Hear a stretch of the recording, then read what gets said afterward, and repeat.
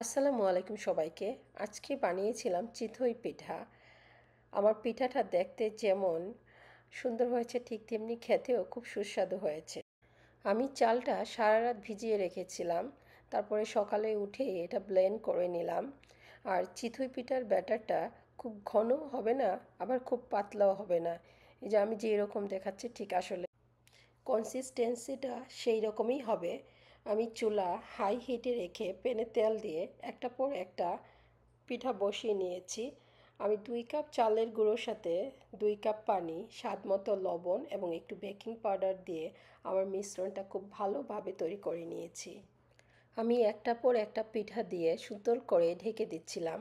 আর এই সুন্দর মাটির যে ঢাকনাটা দেখতেছেন, এইটা আমার শাশুড়ি বাংলাদেশ থেকে আমার জন্য নিয়ে এসেছিল। যাই হোক, এটা খুবই এখন কাজে লাগছে। আর মাটির সব কিছুই আসলে আমার খুবই ভাল লাগে। মাটির জিনিস হচ্ছে আমাদের দেশীয় ঐতিহ্য, আর নিজের দেশের একটা গন্ধ পাই। কালকে রাতে শোয়ার আগে আমি বউরে বলছিলাম যে চিতই পিঠা করা যায় কিনা। তো সাথে সাথে সে কালকে রাতেই চাল ভিজিয়ে রাখছিল এবং সকালে উঠে দেখলাম খুব তাড়াতাড়ি অল্প অল্প ভর্তা টর্তা বানাইলো।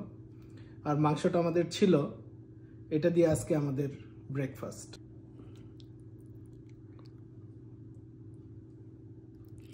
খেয়ে বলো কেমন হয়েছে। হ্যাঁ, 3 ধরনের ভর্তা আছে: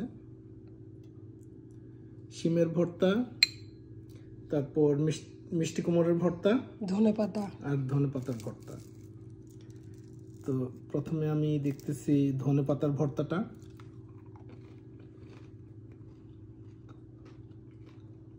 খুবই মজা,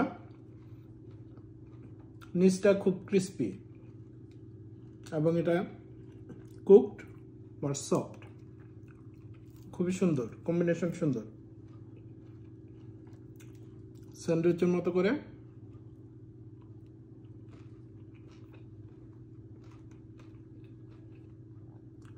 খুবই মজা, খুবই মজা, অদ্ভুত।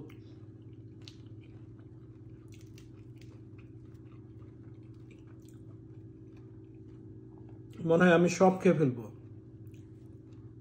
যতগুলি পিঠা আছে।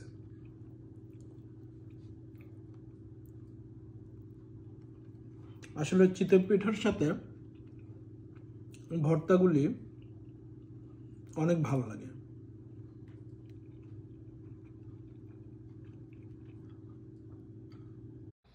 যাই হোক, আপনাদের ভাইয়া ভর্তা এবং চিতই পিঠা দুইটা একসাথে পেয়ে ভীষণ খুশি। আর সে খুশি তো আমিও খুশি। যাই হোক, অ্যাট লাস্ট আমার বানানোটা সার্থক হলো। আর এটা ছিল আমার আজকে চিতই পিঠা বানানোর ফাইনাল লুক। সবাই ভালো থাকবেন। আবার দেখা হবে আরেকটি কোনো নতুন ভিডিওতে। আল্লাহ হাফেজ।